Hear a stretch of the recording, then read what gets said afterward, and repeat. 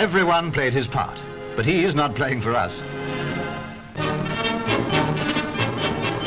Vickers Valiant, the most powerful bombers in service with the RAF, are being fitted with auxiliary rocket engines to assist takeoff.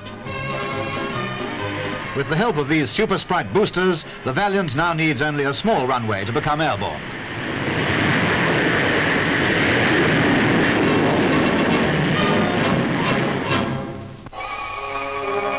Fun in the sun, at play down Florida way.